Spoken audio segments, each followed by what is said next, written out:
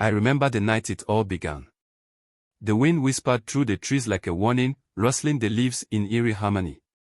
The village had long been shrouded in the tales of the Sacred Coil, a relic said to hold the balance between the spirits of our ancestors and the world of the living. Few dared speak of it, for its power was as mysterious as it was feared. I was just a boy when I first heard the story. The old storyteller, his voice crackling like burning firewood, warned us. The coil does not belong to man, yet man always seeks it. Those who betray the sacred bond shall not return to tell the tale. At the time, I thought it was just another bedtime warning. But the night the drum stopped beating, I knew the tale was real. The first sign came not with screams, but with silence. For generations, the sacred python had visited every newborn, coiling gently beside them after their first bath, its presence a blessing. Afterward, the family would sprinkle sacred powder, whispering gratitude for the guardian's protection. But that moonless night, the python did not come. The village elders gathered in uneasy whispers, their wrinkled hands trembling as they exchanged fearful glances. The chief's voice was grave. When the python does not visit, the balance is broken. That was the night the village first felt the coil stirring. The elders called for a gathering, and I sat among the shadows as the oldest among them, Nkem, the village's living archive, spoke of a time before memory. The python, he said, was once a man.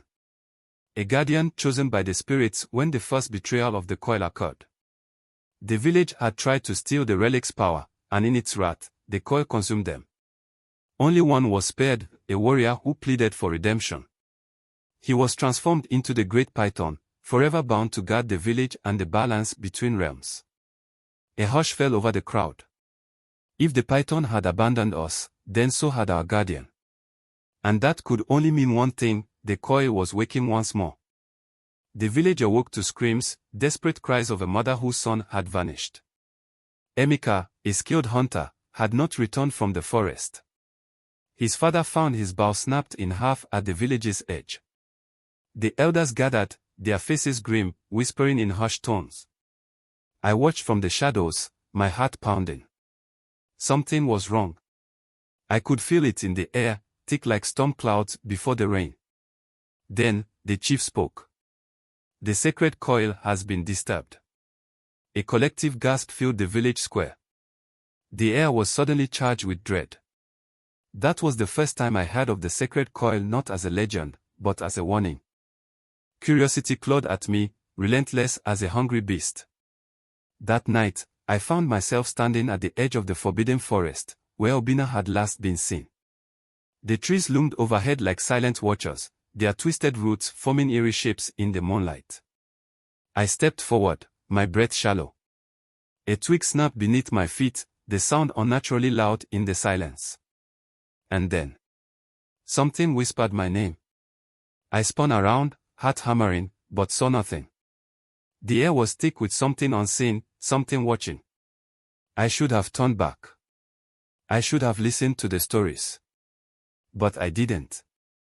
I pressed on, deeper into the shadows.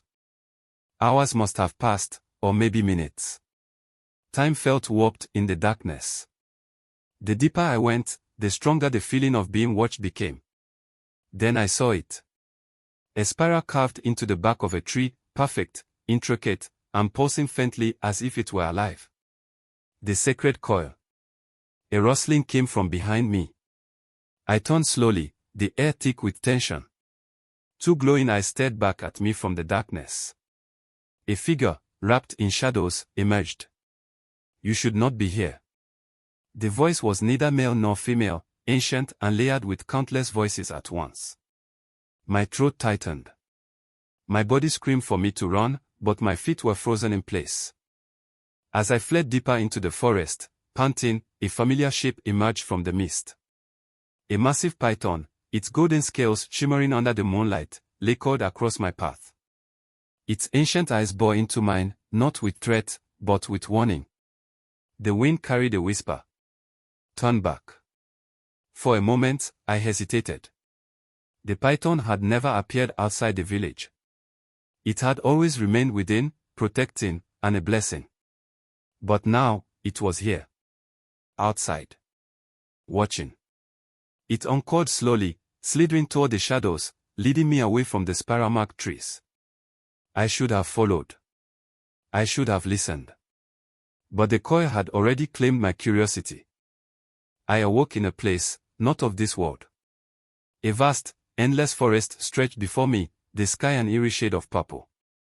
The trees pulsed with spirals that glowed faintly, whispering ancient incantations in a language I could barely comprehend. The village was here, but not as it had been. Shadowy figures wandered among the spectral huts, their eyes hollow, their voices distant echoes. A voice spoke beside me. You are now part of the coil. It was Obina. Or what remained of him. His form flickered, shifting between solid and mist, his eyes devoid of humanity. We are the ones who saw too much. Now we are bound. I tried to move, but my body felt heavier than stone. The whispers around me grew louder, pressing into my mind, writing my existence. And then I understood. There was no escaping the coil. The python slithered before me, its golden form glowing as though it carried the last embers of a dying fire. Its eyes, sad yet resolute, bore into mine. You were chosen, a voice whispered from everywhere and nowhere. As I was. A sickening realization dawned upon me. The python was not just a guardian, it had once been human, just like me. Just like Obina. Just like all the others before us. The golden scales began to creep over my skin, my limbs growing heavier, my breath slower. The whispers of the coil became my thoughts, my essence. And then, I was no longer me. The village would be reborn. The cycle would continue. Another seeker would come, another would fall. The coil does not forget. It only consumes. Hope you enjoyed the story. Don't forget to use the subscribe button for more interesting and fascinating stories like this one.